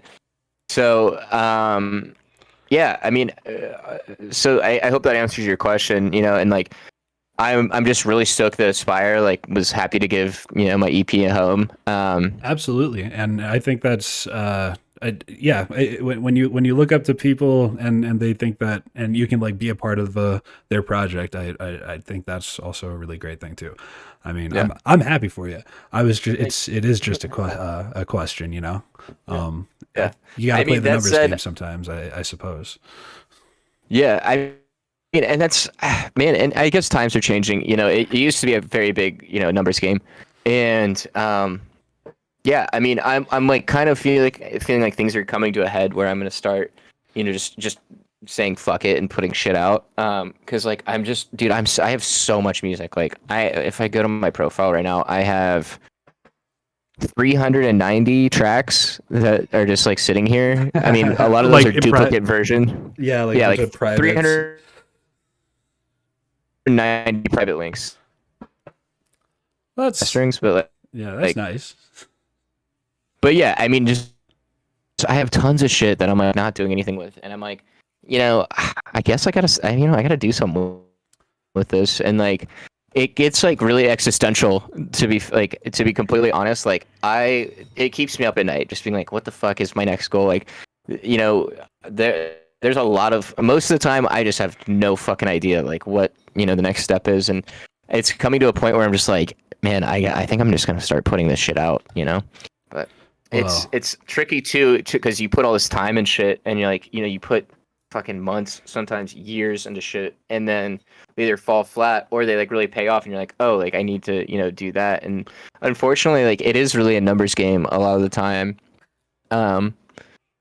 Like there's so many people doing this and so many people that are really fucking good, and it's like you have to kind of bite the do what like the hardest thing, which is just to not do anything about it and like fucking do what's best for the music. And so like what does that mean? Like, I don't know, release with a label, you have to get exposure somehow.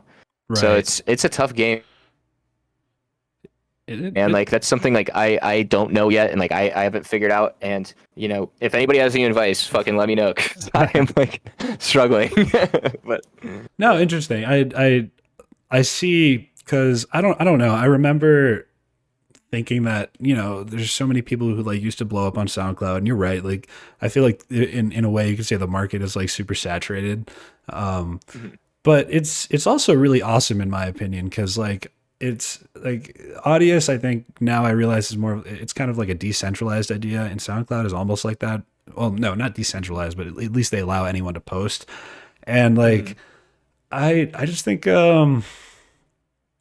that yeah, right. The record labels are becoming by the day they're just a little bit less necessary. But again, the ones that I listed prior are record labels right now that I love, like what they curate, and I think that it's yeah. So I think I'm at a crossroads, because I really want to see people embrace like individualism, and I want people to like have their own shit like belong to them. Um, but at the same time, you bring up a very good point about doing what's best for the music, and maybe yeah, maybe you do never post because of that. You know, I just Yeah. so really cool points. Thanks for Yeah. answering. Of course, man. Yeah, of course. I wish I knew, like what, I really wish I knew, like it's like what the best thing to do for me or for the music. It's such a gamble, and you'd hate to like work your ass off on something and it just not, get where it needs to be. And then maybe it's something again that needs to be embraced. Just fucking put it out, whatever. At the end of the day, it doesn't matter if you like what you made. That's more than it's more, all the other shit is just extra. And for me, that's like been a like personal fucking journey that I've been on for longer than I would like to admit. You know what I mean? It really gets fucking weird, once you like actually make shit that you like and you're like, what do I do now? Yeah, And yeah. yeah. Well, I can't keep sending it to the same 5 friends. I guess you can, but that's like Literally though, literally they're like, dude, leave me alone. yeah. Dude, so I don't know if you've seen my SoundCloud page, but I actually don't. I think well, I have like 1 or 2 tracks out, and I have like a few tracks on I Can't Produce that I self-released, but those are like really old and not like nowhere near the level of production that I'm at today. But the Mhm. I actually want you to check out some of my mixes sometime, since now I know that you're like really into DJing. I would love some like feedback or criticism. Of course, man. Of Yeah. course. I honestly I didn't even know you made tunes or anything. So yeah, I'll check your shit out. Oh yeah, thanks, man. Well, yeah, it's the I would really the mixes I'd love for you to listen to, because like I love DJing, and like I hate CDJs, but I rock them all the time. Oh, dude, I'm a CJ slut. I've I Pioneer gang. dude I okay, yeah, spicy take. I don't like Pioneer, but I accept them in my life. Okay, so I hate the new ones. The 3000s are fucking overkill and like make everything harder in my opinion. But I mean, I have a pair of 2000 Mark IIs that like I rock. I mean, they're set up in my living room right now. I love those things so much. But I mean, I'm also a big tractor guy. I don't know what you like to use, but I'm a uh, big virtual DJ guy. no shit. Yeah. You're lying to me. No, bro. I love I No love way. virtual DJ with like all of it. I love it. I haven't even looked at that and like I didn't even know that it was Yo, like possible to all of even. all of my mixes are on virtual DJ. Just keep that in mind while you're listening to Wow. them. What do you use for a controller? So most of the mixes on there, I think all the way up until episode 20, are on a. You're gonna have to look it up, because I guarantee you're not gonna know the board. Are you ready? Yeah. It's the Pioneer DDG. No, Pioneer WeGo 3. Is it WeGo WEGO. WeGo 3? Bruh. I know, bro. Don't like. It's so. Bro. What on earth? And I use that What with what in the Amish DJing? The fuck? and I use that with virtual DJ, and I had a radio show in college and so that's what most of my mixes are. And then after That's that, I have a Newmark NV2 that all the other ones are that's on. I mean respect, dude. Like I respect the hustle, man. Like that's fucking fire. Wow. I mean, like, I love virtual DJ. No one, it's a spicy take. No one agrees with me. yeah, I mean, yeah, I gotta tell you, there's some really cool like shit out there. Virtual DJ, man, I haven't even like seen the interface or like what this looks like. Dude, it's awesome. It's like it's open source. You can I like coded the shit out of my Newmark NV2, like custom like when I touch a knob, it like resets a bunch of settings. Like you can What? yeah, everything is mappable. It's like you can just make you I could totally reprogram my board in virtual DJ because it's not meant because it's built for Serato and virtual DJ is like it has to like cope. That's cool. Okay, so that's cool. That's really cool, actually. Damn, yeah. I mean, once I bought my decks, it was pretty much game over. But I was a tractor guy for a while. But yeah, I'll have to peep the mixes, man. Do you play any techno? Nah, no. Maybe towards the end of my mixes, but I totally started off with like EDM funk and grizz and like all that Okay. stuff. And then I like slowly evolved into like lo-fi and then bam, bass music. And then Yeah. So like I've had this argument with like a ton of my friends, and I used to be on the other side of it. But if you can like properly mix techno, that will like hone your DJ skills more than like any other genre. That's my hot take that I will like take to the grave. give me an example of what you think like a techno song is. So like techno, since it's all like 4 to the floor, like very consistent, throughout the whole track, right? Okay, yeah. You have to essentially create your own breaks or use the breaks and like energy within the tracks. Like, and here's the thing, like you can play like a very like, and the same goes for house or anything that has a 4 to the floor type shit. Like it's very easy just to loop and like mix out of. Like you can play a set easily. It's very easy to play a set, but to play like a good set or like a really cool set or like, lots of energy, building energy, to create an exciting set, that's like the art. Right. It's like the simplicity makes it more challenging. Actually, yeah, I agree with you there. Oh, well, I think what it allows is for you to focus on like actually DJing because you're technically because once you beat match them and it's all 4 on the floor, I feel like then you kind of just have to like do something. That's how I feel. So like I'm okay when I DJ, Well, yeah, and it's like I don't want my hands like not doing something when I DJ. But anyways, what were you Right. saying? no, I mean like that's really it. Like you once you have it matched, but you're matched. Hold up. I think your internet just It's like you can like I said, set a loop and like change the track and like get away with it. no. I heard. Okay, that was really funny. I'm gonna. Okay, I heard everything, but you just went at double speed. Because your internet cut out. And Are we good now? Yeah, we're good now. We're fine now. Blah, blah, blah, blah, blah. All right. No, I mean you can set like a loop and just like get out of it and like change the track and no one will know the difference. But then like if you've ever seen like any like Nina Kravitz or like I Hate Models or like some of these like hardcore techno guys, like they'll just like crank the fuck out of like a 2-hour build and you're like, how the fuck did they do that? Like there is like such a higher level skill set where like bass music is like very shock value and like it's so easy just to be like boom 8-bar mix and then like even if it was like ratchet, like you're like boom drop and it's like everybody's going crazy. Like you can't essentially fuck those up because there's like so much energy in every second. Interesting. Okay. So is that how Where it techno like? is Yeah, like you practice. it's yeah. Like I have a second project. So Typo is my bass and experimental project, and then I have another project called Secret Weekend, and that's Secret WKND. That I just launched at like the beginning of this year, and that's like my releases that I have out right now are kind of like lo-fi tech house, Okay. but I'm making like acid techno, like more upbeat tech house, and then like house music. Pretty much all genres of house are within it, but oh, dude, that's really just- interesting. I did not know that. oh really? Yeah, I have a whole other like entirely branded project. that I just started. Because I'd make house music kind of on the side, just because like that's like when I really started learning how to like mix and master my shit. Because I was like, I just wanted to make like a kick and like some sub bass and like drums just sound like really fucking nice.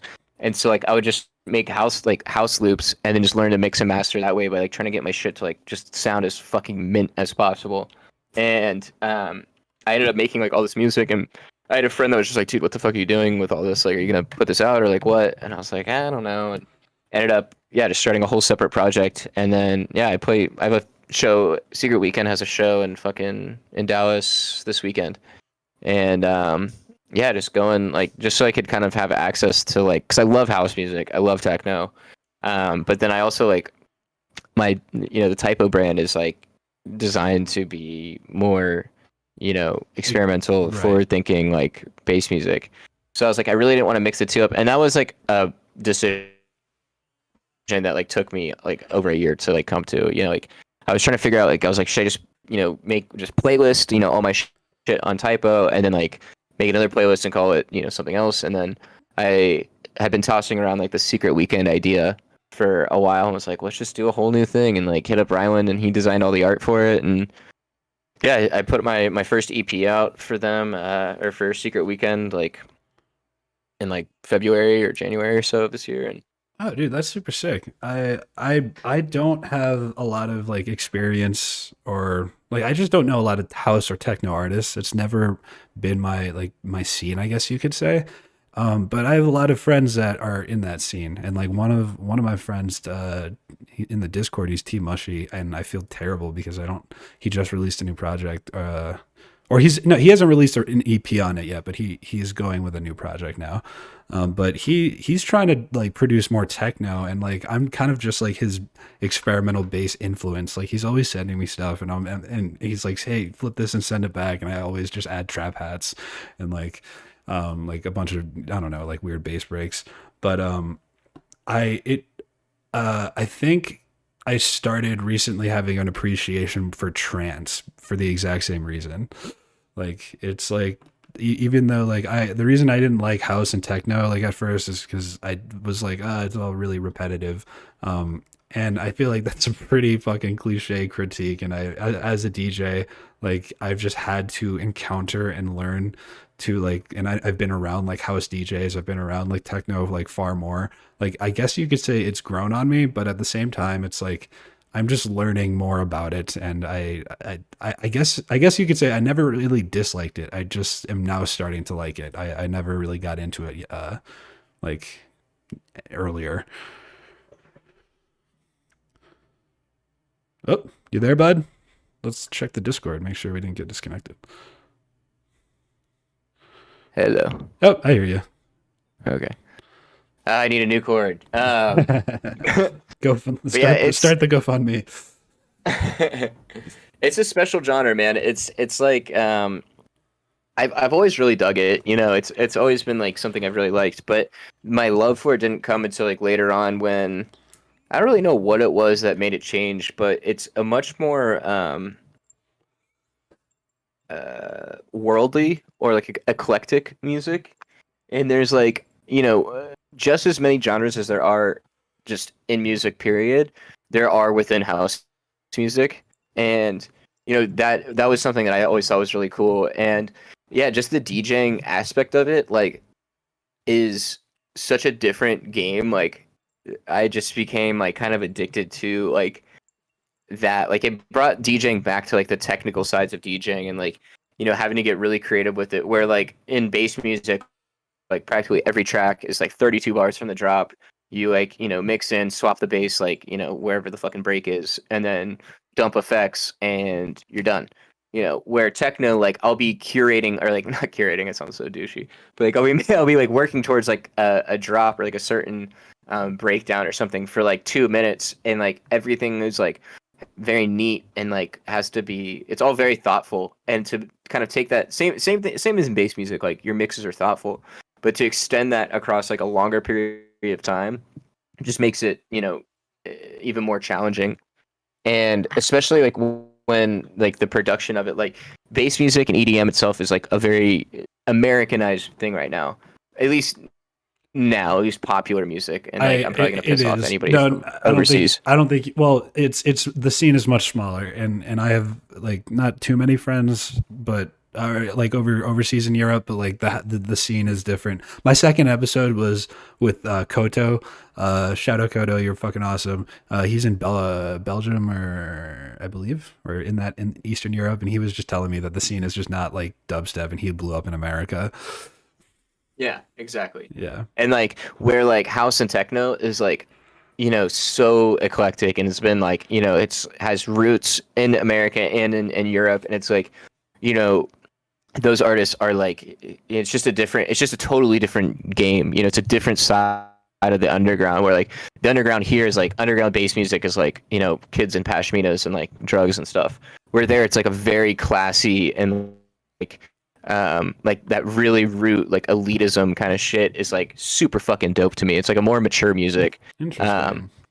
Yeah, and like try it out, man. Like I can send you some shit. Like I really like oh my god, who am I listening to? Like Eli Brown is like, I mean, he's not necessarily techno, but he's like a really great kind of entry point to like that style. He's a huge influence of mine. Boris Brejcha is fucking a god. Like high tech techno is fucking insane. Rainier, Sonnenfeld, fucking beast. Like, and these guys like are so like just like they're just adults. Like they're like in their like 30s, like they have families and shit, like 40s, and they're just like it's just like grown man ass old guy music, and like I fuck with that so hard. Oh my god, dude. Well, I wrote all the. You said Eli Brown, Boris Brejcha. What was the last one you had, bro? Rainier, Rain or Rainier,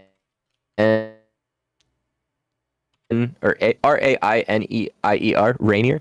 Okay. Sonnenfeld, it's Zonneveld, and like I could text him to you or whatever. But yeah, there, and like Nina Kravitz, her set underneath the Eiffel Tower on Mixmag is like fucking iconic, dude. This chick has like 4 CDJs, 2 vinyl players. She's playing like 5 tracks at the same time. It's like all the bass lines are like.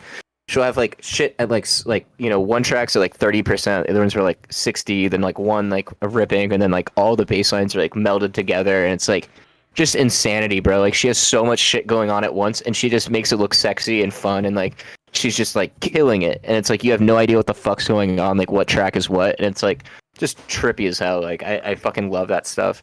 Dude, that's what I aim to be as a DJ. Is like I said, I was saying I'd always want my hands doing something, because my biggest pet peeve, I remember going to raves when I was fucking like coming up, like I went to Zomboy when I was 15. That was my first rave, and I didn't have this pet peeve then, but when I started going to more raves, I was like, why are the DJ's hands in the air? I really didn't like that part. And so like when I started actually getting into it, I was like, what can I do to like never have my hands in the air?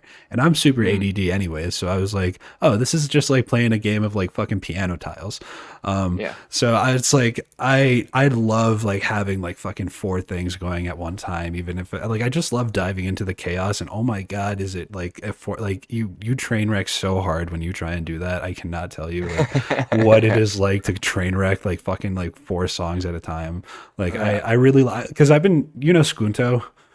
Yeah, I know, dude. He was a big inspiration at first, like because I just wanted to learn how to chop, and now like I don't know, now I just do like so much more. Like I'll just try and like keep effects going, and like I'll just like turn a track into my own personal sound effect and start using that as like an additive into the song that I'm mixing while I'm like trying to bring in deck 3. I don't know, dude. It's just so much fun, and like I never like one of the biggest issues I have on stage is like looking at the crowd, because I'm just like pretty invested in like trying to make sure that I'm doing something at all times. So I don't know. That's. Well, I mean, I try to do both. Like, and I tell my friends, like, we've all been to shows where like the DJ like is looking down like when it drops, and I'm like, that sucks, right? Or like, but you also don't want like like the fucking big room like hands up the whole time guy, right? Yeah, there's a balance. Like, but I think to me like the science of a good DJ is like when that shit starts happening in the mix, you're like, oh my god, what are they doing? And then they're just sitting there like looking at you, and then there's like cranking reverb or like cranking echo on it. You're just like, oh shit, like dude, these guys are fucking legendary. You know what I mean? Like versus like, you know, hunched over and then people are like, oh cool, and then it drops. Like, I don't know, like it's hard to describe, but there's like, yeah, No, there's crazy levels to the shit, man. There's like, I think you're talking just like stage presence, like, you know, like how you interact with the crowd. It's really important to interact with the crowd. Like, 100%. Yeah. So, I mean, I mean, I know there are plenty of times where I'm looking down when the bass drops, and it's because I'm just like, oh, no time, sorry. And and then there are other, I mean, I'm in panic mode. Like, I just like, it's not beat matched yet. And then like, there are other times where like, I think I kind of make up for it in the fact that like I'm usually like fucking being a goofball and like dancing on stage. So like if I'm like, if the drop hits and I'm not looking at the crowd, like I'm usually like jumping and like smiling my ass off. Yeah. So I don't know. It's like, and then I've also seen like Minnesota, like, cause I've seen him a billion times. Like there are times where I didn't think his stage presence was on it. And he's like my favorite DJ. Just like, I would start a cult at this point. Like he's just my favorite DJ. Yeah. He's a beast, man. So it's hard to, No, go for it. It's hard.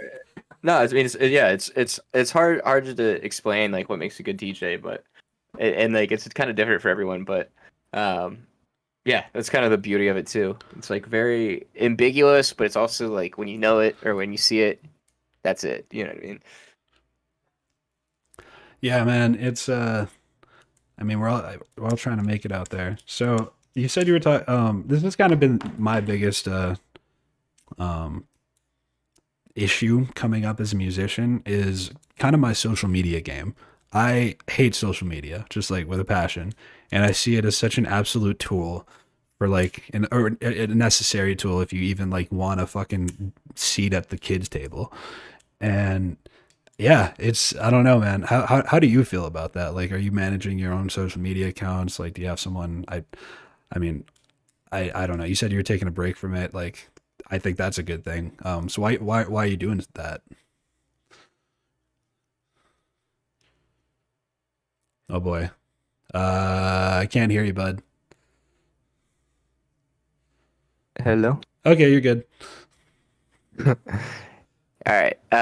Yeah, no, dude, I fucking hate it. Like, I took a break. I still go on it, but like I took a break from it, like from my own posts.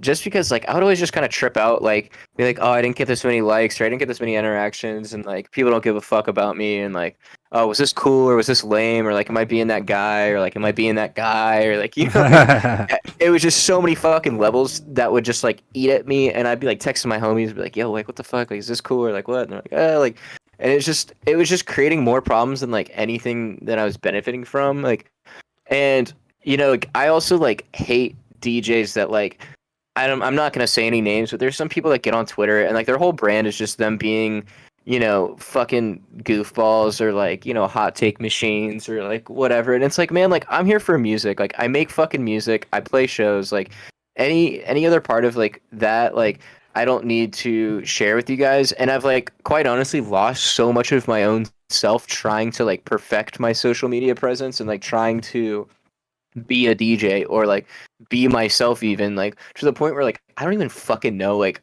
who that fucking person is anymore or like who people perceive me to be. So it's like unless I'm like sharing like my music or something, like it's really hard for me to post anything. Right.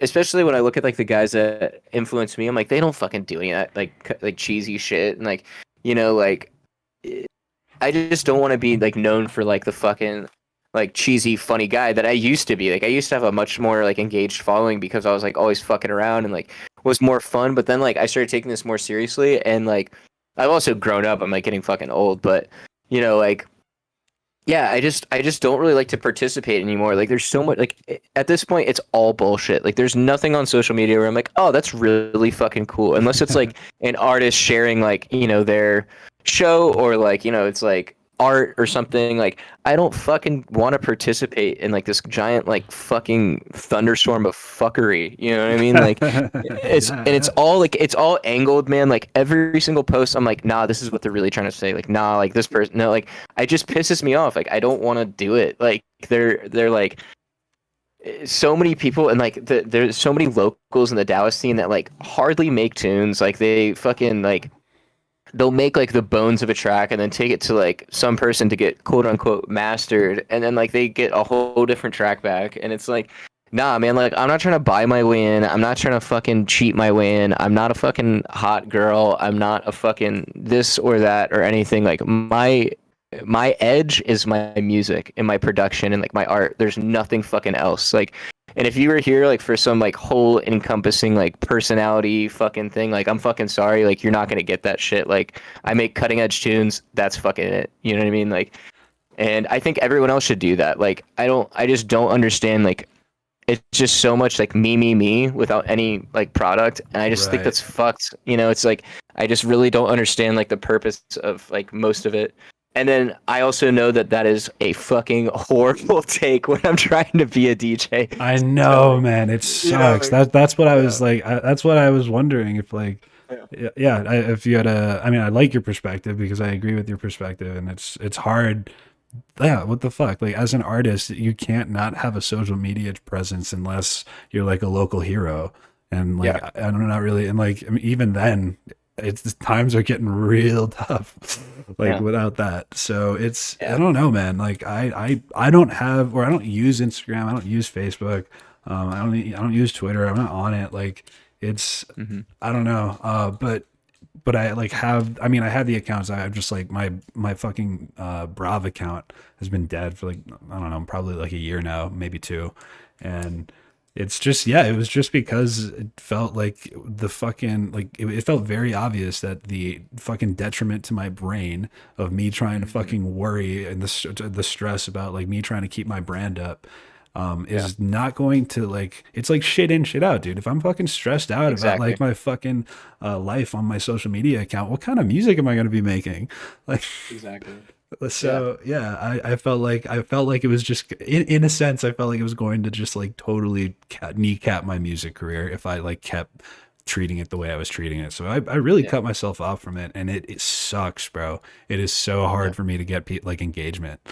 No, I mean, and like that's like the honest truth, man. Like I do look at like my homies, like Nick P is a good example. Like he's absolutely blowing up right now, and you know, we're kind of in the same lane as like what we create. And I just like kind of look at how he approaches social media, and I just kind of try to emulate that, or like, you know, interact with things that I like, and like, you know, because it's like, you know, obviously I'm trying to be a DJ, like that's already been established, you know, to everyone that follows me. And so like unless I'm like sharing something that's like actually happening, like I'm not gonna try to like, you know, create this other like identity, like, oh look, I'm doing something interesting. Like, nah, man, I'm in the fucking studio. Like I'm like smoking some weed, I'm sitting in my fucking, you know, I'm hanging out with my dog, like, you know, and like nobody fucking cares about that. Like, you know, maybe they do, I don't know, maybe they want more of that. If you're listening to this and you want more shit, like fucking let me know, because you know, I'll put it up there. But like, you know, like I just don't feel like I need to do that to achieve. And I will be fully, you know, candid and say like I'm hardly successful. Like I really am not doing like well with like what I'm doing. Like my music, I'm really stoked on, but like every other aspect, like I don't know, open to pointers. But you know what I mean? Like it's the toughest like industry out there, I think, for that exact reason. You know, you have to be the whole package, and I feel like I used to be that, and you know, I'm trying to not say like, oh, I used to be this or I am this or that, but you know, like I used to have a lot of engagement, now I don't, and like quite honestly, I just don't really give a fuck anymore. Like whatever, fuck with me or not, like I'm stoked on what I'm doing, and you know, if you're about it, let's go. If not, like, see ya. Yeah, so I mean, I was it's funny that you said that, because I was right about to ask you about like other hobbies. Oh, other hobbies? Yeah. Dude, I have tons of hobbies. Yeah, okay, yeah. What like what are you into? Dude, so I just started playing paintball. Oh, that sounds fun. I've never done that. Yeah, I used to be really into it in high school, and my parents hated it, and like it's pretty expensive to get into, like and my homie Brady, Greed, shout out Greed, fucking beast producer, #1 best dude, love the guy. We started playing, we just joined a team like a couple months ago, and we started playing it also a couple months ago. But it's something I was really fucking into, like more like the competition professionally or like competition speedball type gameplay where it's like, dude, it is insane, man. It is so fun, especially since I'm behind the computer like 24/7.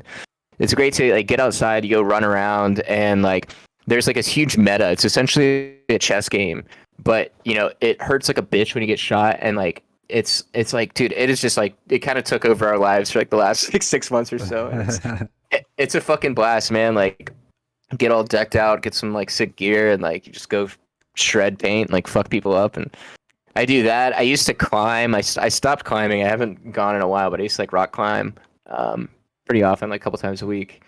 And then I grew up as a skater and like surfer. That was what I was really into before I like started taking music more seriously. Oh shit! Where were you surfing? So I'm from Hilton Head Island in South Carolina, where there's like okay shit there, like during hurricane season. But my parents have a house in Mexico that I was like homeschooled out for a couple years, and you know still go to all the time now. But it's on the west coast of Mexico, and there's like insane surf there. Like there's probably 15 different breaks within 2 or 3 miles of my house, and that's pretty cool, bro. yeah, dude, like that was my whole thing. Like I was really trying to be like a pro surfer for a while until my parents were like, "No, you got to go to college." And look where that got us, mom and dad. What the hell? Not a phase. It's not a phase, mom. And yeah, man, that's it, dude. I play a lot of video games. Like I go on, I like go on walks and shit. Yeah, that's about it, dude. Like that's really about it. Like I really think that everyone needs hobbies. Like hobbies are the fucking shit. Or just anything where you get to like, go just do something and like try to get better at stuff. And one of the weirdest transitions for me was having music not be a hobby and have it become work. It was like, I had to like start taking more breaks from it. And now it's like when I return to it, it's a little bit more meaningful, but it's like, I don't know. I love music. I guess I still listen to it on my free time. It's just, it's really, I think a really big step, when you take music as work instead of a hobby. And then I think where I was going with that is that I didn't have like any other hobbies for like a minute because I forgot about that. So I was just like fucking I don't know. I had like no other outlets because the music started like stressing me out in a way. And then like I didn't have like another outlet. So I was just like, I don't know. I was just like a hothead, I guess. So now I like, I just forgot to get other hobbies. I just forgot that there was a transition into like, oh shit, this is work now. Yeah. And also, like making music like a job is like something that like I like kind of wanted to think for myself. I was like, oh, I want to make this my job. And then like the more it oh no, started like feeling like that or feeling like obligated to do stuff like, oh, you're good. Keep going. Uh-oh. Cool. Yeah, the more you felt obligated. Yeah, the more like I just didn't want to do it, and like I, was feeling like I just didn't even want to do it anymore, and then like,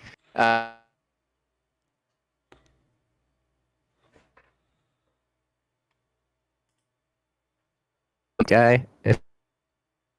Oh, dude, I think you cut out a bit. That's crazy. That sounds like, and I have a job. Like I work in work. Hello. Yeah. You're good now. I think. Talk. Hello. Yeah. Okay. You're good now. It sounded like it was going to catch up, but it didn't. So, I missed quite a bit. No. I mean, like, so like I just like I'm not really I obviously work hard and like hold on, let me back up. So like I have a job. I work in sales, but I think that in anything, if it feels like work, like I don't want anything to feel like work. Like I want to have fun forever and find out a way to like have fun and like make money doing it. Right. And once I think that's really like kind of what fucked me up and kind of fucked like a little bit of my career up was like I was trying to make my career so hard that I ended up like just fucking up in like multiple levels of that. You know what I mean? And making it harder on myself and making it harder on like the people that supported me. and et cetera, et cetera. And so like, yeah, like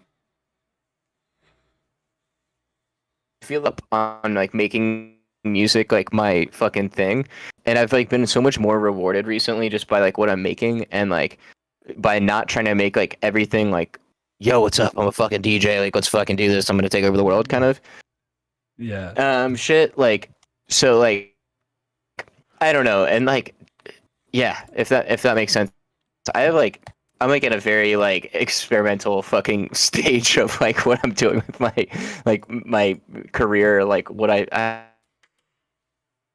honestly, man, I have no fucking clue what I'm doing. But, Hey, I you can't know, produce, man. Like we're all here. yeah, hell yeah, hell yeah, I mean, dude, I think it's hell humble. yeah. Like I'm kind of forever. I feel like forever in that state. I mean, with life generally, and with I mean, I just turned 24, and there's no longer a song about me.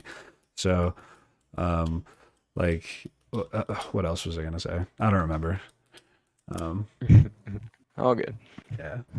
Oh, I guess last I do want to bring this up. I'm totally gonna incriminate myself. So a story that I'm gonna share with the internet. I got Typo's number and then accidentally texted him for drugs. Yes, that was fucking legend, dude. That was like the best thing that's ever happened. I was I was cracking the fuck so up. fucking embarrassed. I was Yeah. like, I was like shaking in my boots, like in a way. I was like, no, fuck, I want him on my podcast. No, no, I have no idea what he's about. Like, fuck. I was so like fucking scared. Nah, bro, you're good, man. Some buddies of mine, I was like, yo, this guy that wants buy drugs from me, but I mean, I got a guy. Like, what's up?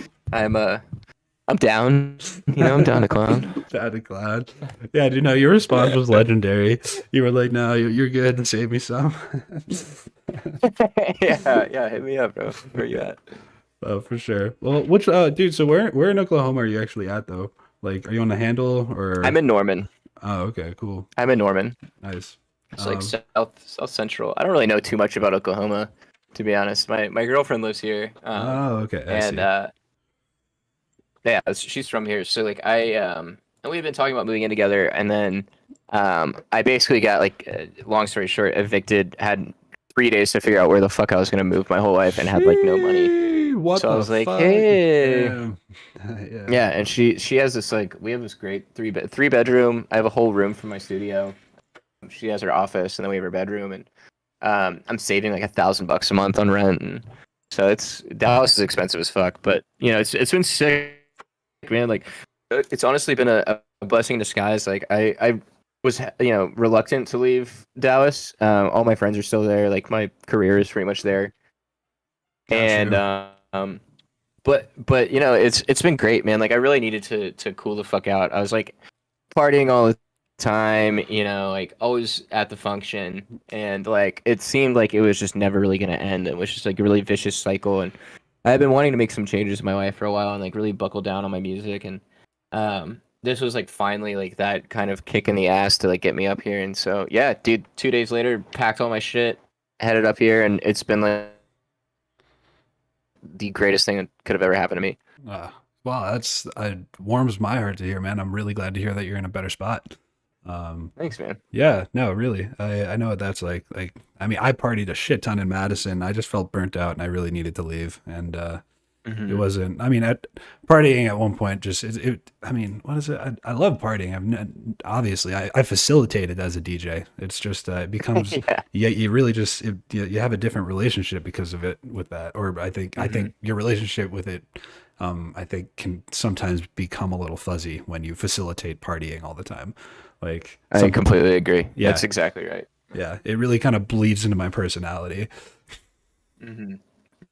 Yeah, definitely. Yeah. And, Well- yeah, it's great. Legal bud. Can't complain. Oh shit, really in Dallas or Oklahoma? What? Yeah. Yes, Yeah. sir.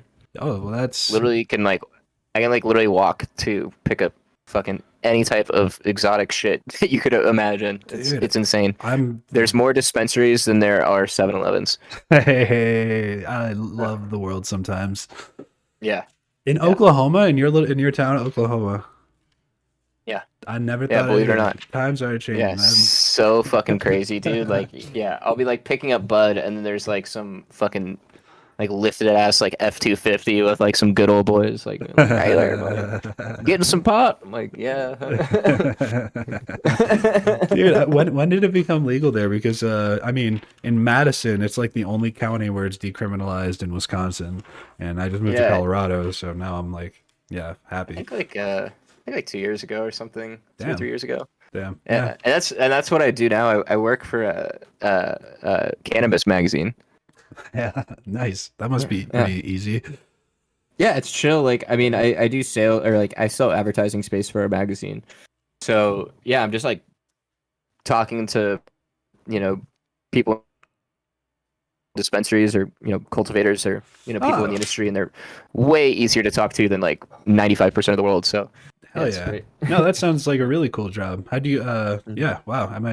I'm looking for like a part-time job, I think, out here in Fort Collins, and like I'm not trying to I think I might like go to the techie I might be a techie at like one of the theaters here. That's what I did in Wisconsin. Like that was like one of the best moves I ever did. But like yeah, no, I'm looking because I just moved out here. Yeah, dude. I did sales like a couple, at a couple different places, and was looking to get back into something, make some extra cash. I was like trying to get into like trimming or like something bud related, and then I was on Indeed, and like my other options are like roofing and like window sales, which I really didn't want to do. And Yeah. I saw it's called Sensi magazine, super dope magazine, cannabis and lifestyle magazine, and they like hit me up and they were into me. I like got to talk with the owner, and it's been great, man. Really, really cool, really cool company, and I'm just like super thankful to be with like working with in that industry and like with these awesome people, and it's been fucking great. It's a good one. Well, hell yeah, man. What is it? I have no grounds to end the podcast on. I think I'm just getting a little bit winded here. I feel you. Yeah, I was gonna ask, how long are we going? Dude, so okay, but I was gonna say, there's like these podcasters that I just got into who like do like 12-hour streams, and they've totally fucked up my sense of time. Like so I didn't even realize that we were 2 hours in. All good, man. I'm chilling. I got nowhere to be really. Hell yeah. Well, I mean, I've had a great I've had a great time here. I think this has been an awesome conversation, dude. I can't thank you enough for being here, man. Thank you, man. No, thank you, dude. This is great, man. It feels good, man. Thank you for taking interest in what I'm doing, and I'm always here to support in any way I can. Yeah, it means a lot, man. Thank you. Oh, no problem, man. I think me and my friends and I like who I'm like running the Discord server with, like your fucking music is really cool. It's inspiring. It's something that we like. Yeah, like you are like in our on my radar, and thus like kind of inspiring others here, because I'm like really trying to just I'm trying to stay in the beginner mindset, and really just experimental based music is just what I'm trying to perfect here. So you are an inspiration to the people in my circle, and we are like super excited to hear what your EP drops on Aspire Higher, bro. Fuck yeah, man. Thank you, guys. That means it's the world, dude. Thank you. Yeah, for sure, brother. So yeah, I'm gonna play you out. I guess you can disconnect from the Discord call if you'd like. And then I guess we can just like type and whatnot. But I'm gonna play out. Do you mind if I play like a secret weekend song? Sure. Yeah, run it, man. Hell yeah. I'm just really curious, so I want to hear it. Hit it, bro. Sweet. Any suggestions? Shit. I think Only Love is the most popular one. My favorite one is probably Take My Love, but any of them, can't miss. They're fucking hits, bro. All right. Fuck yeah. All right. Sweet. All right. Well, everybody who is in the audience, I'm not sure because I'm not looking at the number. Thank you for listening to a podcast that is I can't produce a podcast. My name is braV, and I'm a DJ, and so is our lovely guest here, Typo. He's gonna be dropping an album sometime in 2022. Announced it here today. Thank you for being here, and we will catch you next time. Peace. This is Peace. Take My Love.